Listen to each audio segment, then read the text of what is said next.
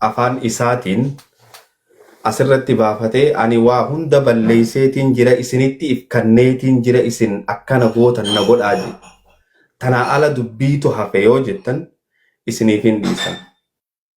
Namni tokko akka aadaa Oromootii fi akka gartee Islaamatti illee hoggaanii fi fissi kannee akkana gootan na godhaa je'e dubbiin eegas booda sirra jirti.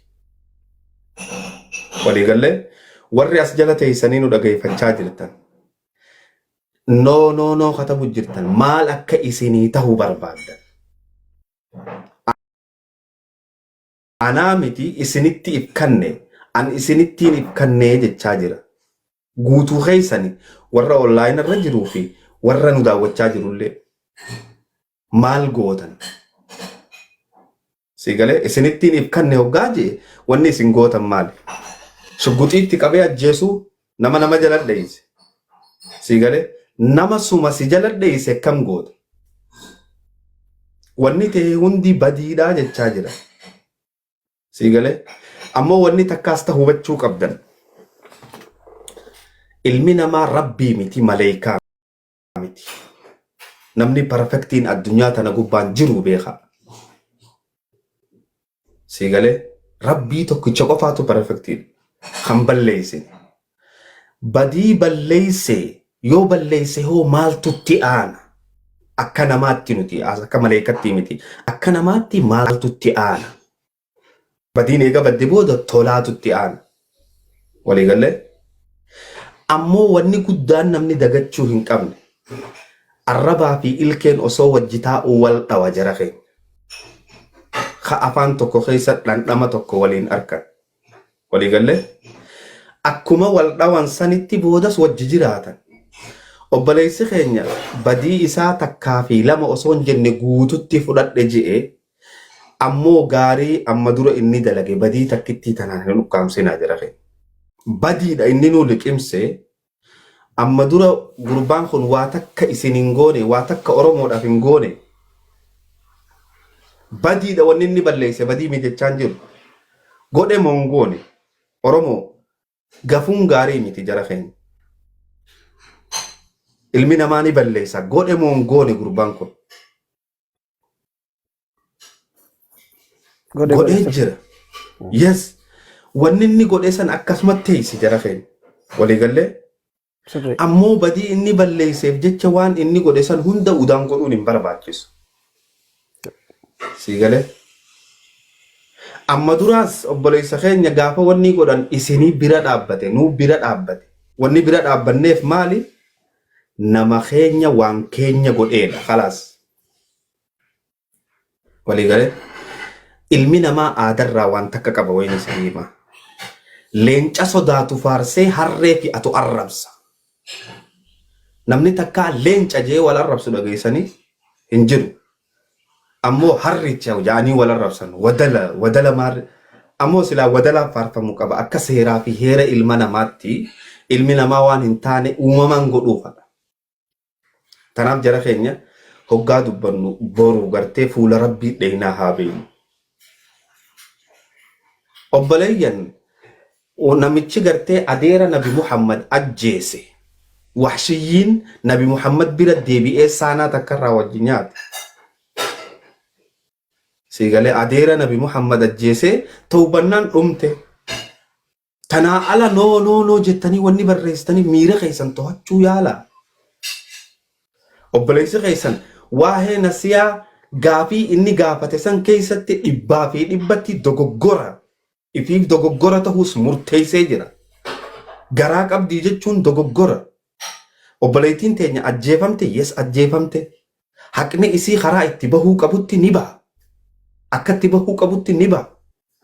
Waliigallee tanaaf obboleeyyan if qabbaneessaa. Miira keessan seeninaa. Yeroo takka waan dabree isaa yaadannu. Waan keessa jirru qofa osoo hin ta'in boruus wayiin nu eeggata.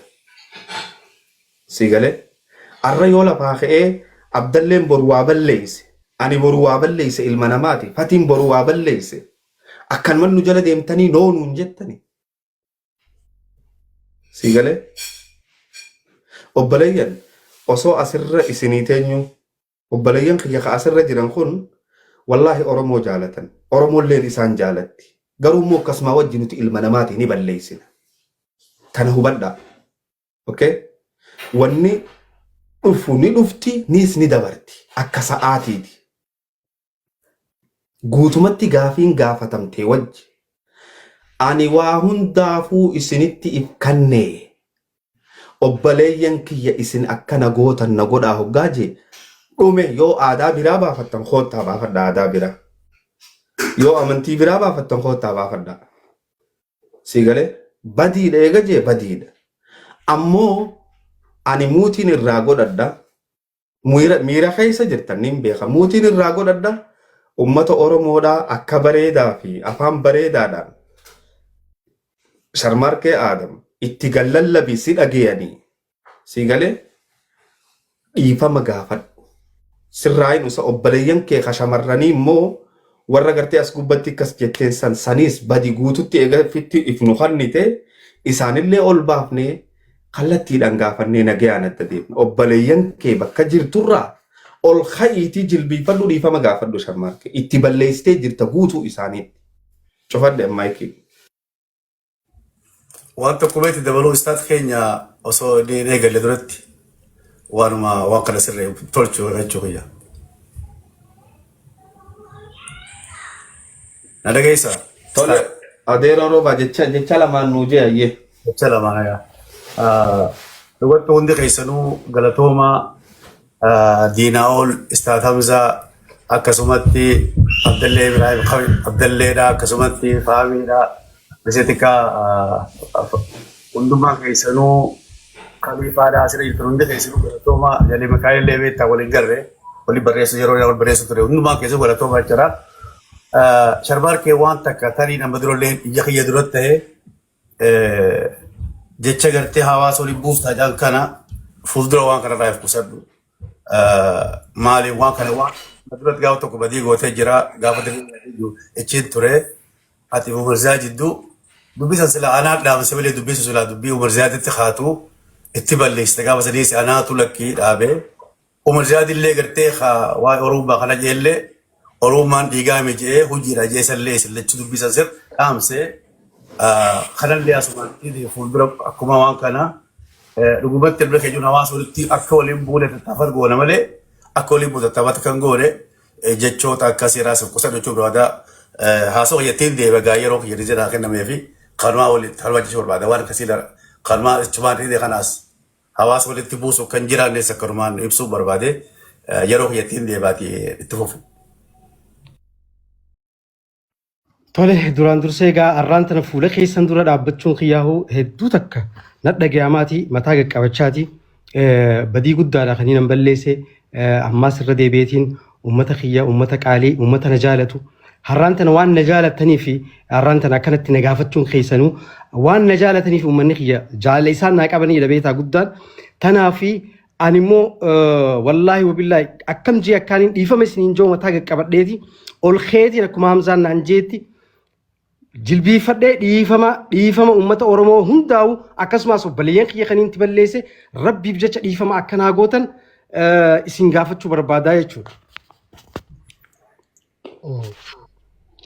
خلولا ربي بجتش ديفما ناقودا ديفما قدوان اسن غافردا يا أمتا خيه قالي اسني بليسي ديفما ناقودا اسنين جايچو